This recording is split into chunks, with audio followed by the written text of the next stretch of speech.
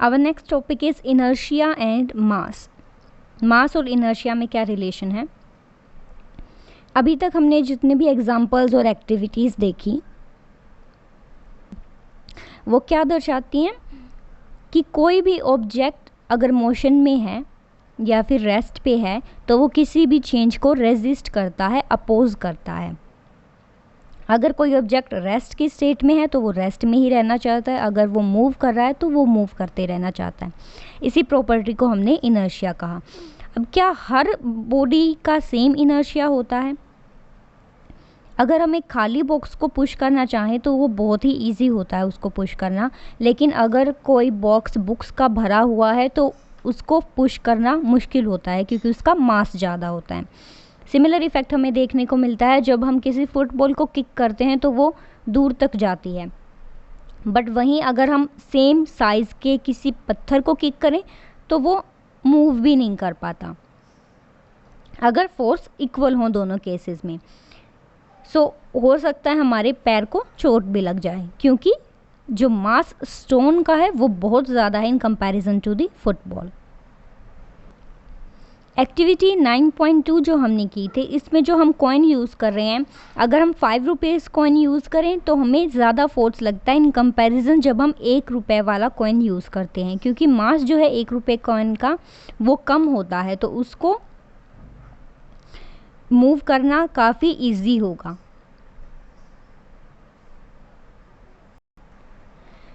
जो फोर्स हम यूज़ करते हैं एक छोटी गाड़ी को मूव करने के लिए, उसको एक लार्ज वेलोसिटी प्रोवाइड करने के लिए, सेम फोर्स अगर हम ट्रेन पर अप्लाई करें तो ट्रेन हार्डली मूव करेगी क्योंकि ट्रेन का जो मास है वो बहुत ज़्यादा है इन कंपैरिजन टू वो छोटी गाड़ी जो हम यूज़ कर रहे थे।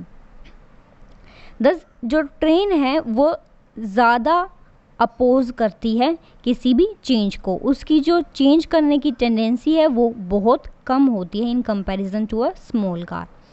अकॉर्डिंगली हम कह सकते हैं कि जो ट्रेन है उसका इनर्शिया ज़्यादा होता है in comparison to a small car. Clearly जितना हैवी होगा ऑब्जेक्ट, जितना मैसिव होगा उतना ही ज़्यादा उसका इनर्शिया होगा, उतनी ही उसकी लेस टेंडेंसी होगी अपनी पोजीशन को, स्टेट ऑफ रेस्ट को और स्टेट ऑफ मोशन को चेंज करने की। दस हम कह सकते हैं कि inertia of an object is measured by its mass. अगर हमें इनर्शिया मेज़र करना है किसी ऑब्जेक्ट का तो हम किसकी मदद से करेंगे? उसके ऑब्जेक्ट के मास की मदद से। हम रिलेशन जो है इनर्शिया और मास में ये दे सकते हैं that inertia is the natural tendency of an object to resist a change in its state of motion और ऑफ रेस्ट। इनर्शिया क्या है? ये एक नेचुरल टेंडेंसी है किसी भी ऑब्जेक्ट की अपने स्टेट ऑफ मोशन या फिर स्टेट ऑफ रेस्ट में कोई चेंज आ रहा है तो उसको रेजिस्ट करने की, अपोज करने की। एंड मास क्या है? The mass of an object is a measure of its inertia. Mass किसी ऑब्जेक्ट के इनर्शिया की मेजरमेंट है। Hence inertia and mass are directly proportional. अगर मास ज़्यादा है तो इनर्शिया भी ज़्यादा होगा। Now let's move ahead to second law of motion. हमने देखा फर्स्ट लॉ ऑफ मोशन में कि कोई अनबैलेंस्ड एक्सटर्नल फोर्स जब एक्ट करता है किसी ऑब्जेक्ट पर, ऑब्जेक्ट की वेलोसिटी चेंज हो जाती है और साथ में क्या चेंज होगा? उसका एक्सेलरेशन गेन करता है ऑब्जेक्ट, यानी कि उसकी वेलोसिटी इंक्रीज हो जाती है या मतलब कि कोई ना कोई चेंज आता है वेलोसिटी के अंदर। Acceleration is what? Rate of change of velocity with respect to time. अब हम देखते हैं कि जो एक्सेलरेशन है ऑब्जेक्ट का वो फोर्स पे किस तरह से डिपेंड करता है, कैसे हम उस फोर्स को मेज़र करेंगे। डेली लाइफ में जो हम ऑब्जर्वेशंस देखते हैं कि अगर टेबल टेनिस का गेम चल रहा है तो अगर बॉल हिट करती है प्लेयर को तो वो इतना हर्ट नहीं करता, जबकि अगर क्रिकेट बॉल हिट करे किसी प्लेयर को तो वो बहुत ज़्यादा हर्ट करेगा।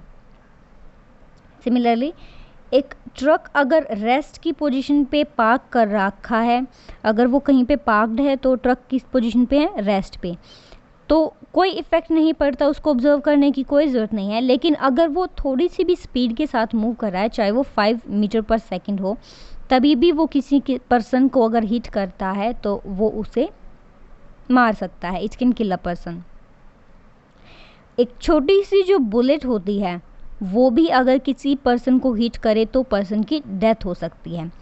यानी कि जो ऑब्जेक्ट है उसका सिर्फ मास डिपेंड नहीं करता बल्कि वेलोसिटी भी डिपेंड करती है। इम्पैक्ट क्या होगा उस ऑब्जेक्ट का, क्या इम्पैक्ट वो प्रोड्यूस करेगा, ये डिपेंड करता है दोनों मास एंड वेलोसिटी पे।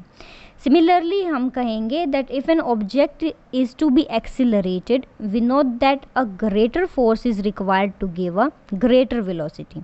अगर हमें किसी ऑब्जेक्ट को एक्सेलरेट करना है तो अगर हमें ग्रेटर वेलोसिटी चाहिए, ज़्यादा वेलोसिटी चाहिए, तो हमें फोर्स भी ज़्यादा अप्लाई करना पड़ेगा। कोई ऐसी भी क्वांटिटी है यानी कि जो कि मास और वेलोसिटी को भी कंबाइन करते हैं। इस जो प्रॉपर्टी है, ये जो क्वांटिटी है, इसे नाम दिया गया मोमेंटम बाय न्यूटन। मोमेंटम को हम P से रिप्रेजेंट करते हैं। मोमेंटम क्या है? It is the product of mass and velocity. P is equal to mv, जहाँ पे P मोमेंटम को रिप्रेजेंट कर रहा है, m मास को रिप्रेजेंट कर रहा है and v is the velocity. So momentum क्या है? It is the product of या multiplication of mass and velocity. Momentum एक वेक्टर क्वांटिटी है, इसके डायरेक्शन भी होता है इसके पास और मैग्नीट्यूड भी। अब डायरेक्शन कौन सा होगा? जो वेलोसिटी का डायरेक्शन है सेम डायरेक्शन मोमेंटम का होगा। एसआई यूनिट अगर हम इसके लिए निकालें तो हमें पता है मास की एसआई यूनिट क्या होती है? केजी, किलोग्राम, और वेलोसिटी की क्या होती है? मीटर पर सेकंड। सो एसआई यूनिट मोमेंटम के लिए क्या हो जाएगी? मल्टीप्लाई करें दोनों को, किलोग्राम मीटर पर सेकंड, केजी मीटर पर सेकंड। अब हमें पता है कि जब भी हम कोई अनबैलेंस्ड फोर्स लगाते हैं ऑब्जेक्ट पे तो उसकी वेलोसिटी तो चेंज होती है। अगर वेलोसिटी चेंज हो रही है so as we know P is equal to mv, momentum और वेलोसिटी डायरेक्टली प्रोपोर्शनल है। सो अगर हमारे वेलोसिटी चेंज हो रही है ऑब्जेक्ट की तो मोमेंटम भी चेंज होगा ऑब्जेक्ट का। That means unbalanced force velocity के साथ साथ मोमेंटम में भी चेंज लेकर आता है। लेट्स कंसीडर, एक हम कार कंसीडर कर रहे हैं जिसकी बैटरी बिल्कुल ही डेड हो चुकी है। सो उसको स्टार्ट करने के लिए, कार के इंजन को स्टार्ट करने के लिए हमें फोर्स लगाना पड़ेगा। अगर हम उसकी स्पीड 1 मीटर पर सेकंड तक भी ले आएँ तो भी वो सफिशेंट है इंजन को स्टार्ट करने के लिए। सो हम दो केस कंसीडर करते हैं। फर्स्ट केस जहाँ पे दो पर्सन या एक पर्सन उसे एक सडन पुश देते हैं, यानी कि एक धक्का देते हैं अचानक से, तो अनबैलेंस्ड फोर्स तो वो अप्लाई कर रहे हैं लेकिन उससे गाड़ी स्टार्ट नहीं होती, it hardly starts. But second case में जब वही पर्सन उसे कॉन्टिन्यूसली कुछ टाइम तक पुश करते रहेंगे तो हम देखेंगे कि गाड़ी एक्सेलरेट हो जाएगी। यहाँ से हमें क्या पता चलता है कि जो चेंज ऑफ मोमेंटम है ऑफ कार सिर्फ मैग्नीट्यूड पे, फोर्स पे डिपेंड नहीं करता बल्कि इस पर भी डिपेंड करता है कि कितने टाइम तक फोर्स को एक्सर्ट, फोर्स को इम्प्लीमेंट किया गया था। तो यहाँ से हम क्या कंक्लूड करते हैं? The force necessary to change the momentum of an object depends on the time rate at which the momentum is changed. जो फोर्स नेसेसरी है किसी मोमेंटम को चेंज करने के लिए ऑफ एन ऑब्जेक्ट, वो डिपेंड करेगा टाइम रेट पे, कितने टाइम तक मोमेंटम जो है, फोर्स है जो है लगाया गया था टू चेंज द मोमेंटम।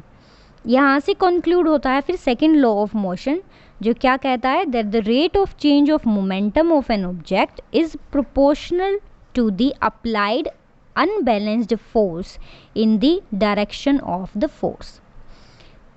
किस रेट के साथ मोमेंटम चेंज हो रहा है ऑब्जेक्ट का, ये डायरेक्टली डिपेंड करता है, डायरेक्टली प्रोपोर्शनल है अप्लाइड अनबैलेंस्ड फोर्स के। कितना फोर्स अप्लाई किया गया है उसी पे डिपेंड करेगा कितना rate of change of momentum हुआ है, और जो चेंज आ रहा है मोमेंटम में उसका डायरेक्शन सेम होगा as is the direction of force applied.